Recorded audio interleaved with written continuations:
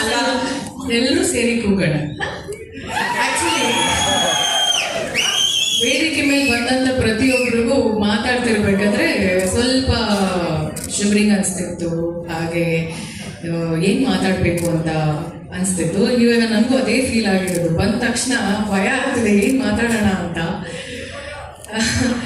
ಖುಷಿ ಆಯಿತು ನನಗೆ ಈ ಒಂದು ಸಿನಿಮಾದಲ್ಲಿ ನಾನು ಒಬ್ಬಳಾಗಿದ್ದೀನಿ ಅಂತ ಹೇಳೋದಕ್ಕೆ.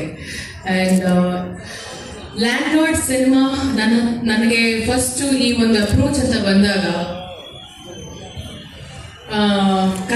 ಕತೆ ಹೇಳೋಕ್ಕಿಂತ ಮುಂಚೆ ನನಗೆ ಜಡೇಶ್ ಸರ್ ಹೇಳಿದ್ರು, ಇದು ಒಂದು ತುಂಬಾ ವಿಭಿನ್ನವಾಗಿರುವಂಥ ಪಾತ್ರ, ನಿಮ್ಮ ಒಂದು ವೃತ್ತಿ ಜೀವನದಲ್ಲಿ ಮಾಡ್ತಿರುವಂಥ ಒಂದು ಪಾತ್ರ ಇದು ಅಂತ. ಅಲ್ಲೇ ನನಗೆ ಒಂದು ಸ್ವಲ್ಪ ಕ್ಯೂರಿಯಾಸಿಟಿ ಜಾಸ್ತಿ ಆಯಿತು.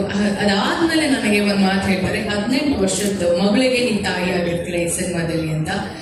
ಅದು ನನಗೆ ಫಸ್ಟ್ ಸ್ಟ್ರೈಕ್ ಆಗಿದ್ದು. ಈ ಸಿನಿಮಾ ನರೇಷನ್ ನಾನು ಸಂಪೂರ್ಣವಾಗಿ ತಗೋಬೇಕು ಅಂತ. ಸಿನಿಮಾ ಕತೆ ಎಲ್ಲ ನರೇಷನ್ ಆದಮೇಲೆ ನನಗೆ ಹೇಳ್ತಿರ್ಬೇಕಾದ್ರೆ ಮೈ ಜುಮ್ ಅನಿಸ್ತಿತ್ತು. ಬಿಕಾಸ್ ಪ್ರತಿಯೊಂದು ಕತೆ ಕೂಡ ನನಗೆ ಕತೆ ಕೇಳ್ತಿರ್ಬೇಕಾದ್ರೆ ನನ್ನ ವಿಜುವಲೈಸೇಷನ್ ಅಲ್ಲಿ ನನಗೆ ಕನೆಕ್ಟ್ ಆದ್ರು. ಒಂದ್ ನಿಮಿಷ ಗಲಾಟೆ ಮಾಡಬೇಡಿ ದಯವಿಟ್ಟು, ಅವ್ರು ಮಾತಾಡ್ತಿದಾರಲ್ಲ ಸ್ವಲ್ಪ ಹಿಂದೆ ಹೋಗಿ. ನನ್ನ ವಿಜುವಲೈಸೇಷನ್ ಅಲ್ಲಿ ನನಗೆ ಅದು ಕನೆಕ್ಟ್ ಆದ್ರೆ ಮಾತ್ರ ಆ ಸಿನಿಮಾದಲ್ಲಿ ನಾನು ಮಾಡಿರ್ತೀನಿ ಅಂತ. ಆ ಸಿನಿಮಾ ನನಗೆ ಹತ್ರ ಆಗಿದೆ, ಆ ಸಿನಿಮಾ ನಾನು ಮಾಡ್ತಿದ್ದೀನಿ ಅಂತ. ಬಟ್ ಈ ಸಿನಿಮಾ ನನಗೆ ಕತೆ ನರೇಷನ್ ಆದಮೇಲೆ ನನಗೆ ತುಂಬಾ ಇಷ್ಟ ಆಯಿತು. ಜೊತೆಗೆ ನಾನು ನನ್ನ ಹುಟ್ಟುಹಬ್ಬ ದಿನ ನಾನು ಹೇಳಿದೆ ಅನ್ಸುತ್ತೆ, 2 ವ್ಯಕ್ತಿಗಳಿಗೆ ನಾನು ಈ ಒಂದು ಪಾತ್ರದ ಬಗ್ಗೆ ಹೇಳಿದೆ. ಈ ಥರ ಒಂದು ತುಂಬ ಎಕ್ಸೈಟಿಂಗ್ ಕ್ಯಾರೆಕ್ಟರ್ ಬಂದಿದೆ. ಒಂದು ದರ್ಶನ್ ಸರ್ಗೆ, ಹಾಗೆ ಇನ್ನೊಂದು ಕೃಷ್ಣ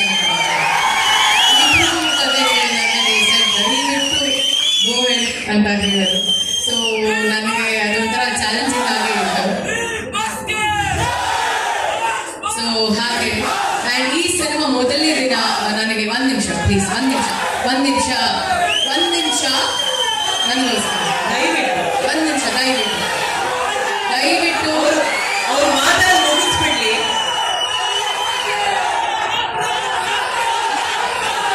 ಟು ಅವರ್ ಟೀಮ್ ಅಂತ ನನಗೆ ತುಂಬಾ ಚೆನ್ನಾಗಿ ವೆಲ್ಕಮ್ ಮಾಡಿದ್ರು. And Tanya, welcome to our industry.